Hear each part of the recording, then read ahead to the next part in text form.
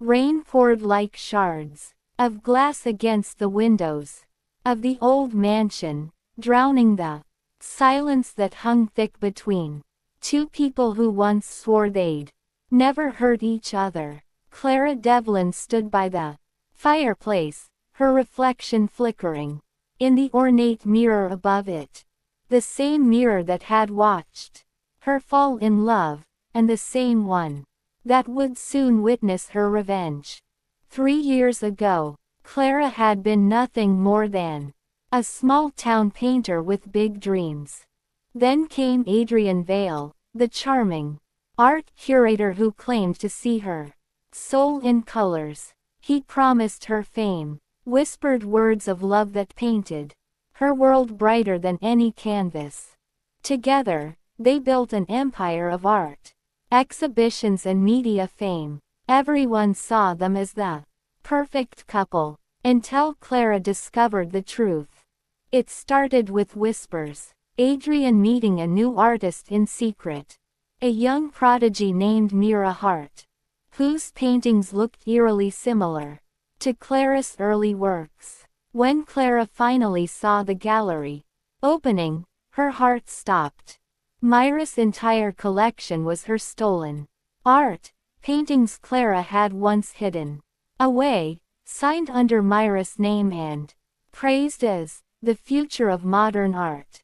And Adrian, he stood proudly beside her, smiling for cameras, calling Mira the muse who saved his life.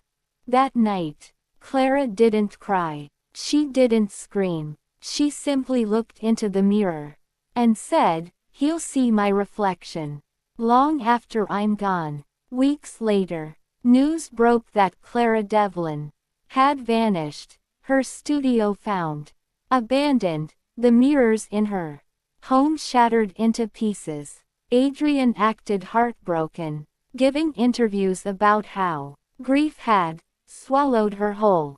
But behind closed doors, he celebrated. With Clara gone, he had the fame, the art, and the girl, until the letters began to arrive. The first came a month after her disappearance. A thick, ivory envelope, sealed with a crimson wax rose. "You stole my name. Now I'll take yours." Adrian laughed it off as a prank.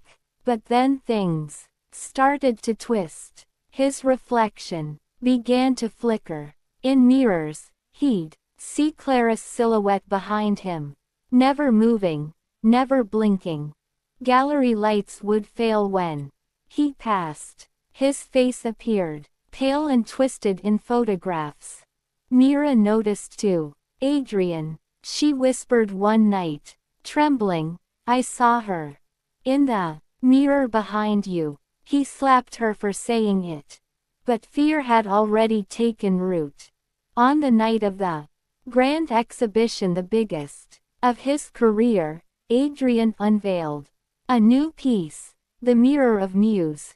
A massive mirror framed in gold, reflecting the audience and the paintings behind them. As he stepped on stage to give his speech, the lights dimmed to a haunting blue. The mirror shimmered. For a moment, he thought it was the reflection of the crowd.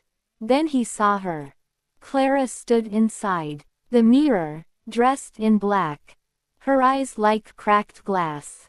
She smiled slowly, raising her paintbrush, only it dripped red. Not with paint, but blood. "Adrian Vale," her voice echoed through the hall though her lips didn't move. "You wanted me framed. Here I am." The crowd gasped as Adrian stumbled backward, screaming at the mirror. But no one else saw what he did, only his wild reflection clawing at empty air. The mirror splintered, and Adrian collapsed. When the guards rushed in, he was convulsing, muttering Clara's name over and over. Mira fled the country. The next day, Adrian was taken to a psychiatric ward, diagnosed with reflexive hallucinations triggered by trauma. In his room, there were no mirrors, only blank, white walls. But every night, nurses heard scratching, as though someone was drawing on the walls with invisible ink. 6 months later, a new gallery opened in the same building. The Devlin collection. A mysterious benefactor had donated dozens of unseen artworks, all signed Clara Devlin. The final piece, hung in the center, a painting of a shattered mirror, reflecting Adrian's terrified face. At the bottom was a note, written in crimson paint. Art is eternal, so is betrayal. When the curator went to check the security footage that night, she swore she saw a woman's reflection standing behind the glass, smiling. Moral: revenge doesn't always need blood. Sometimes, it only needs a mirror, and the truth staring back.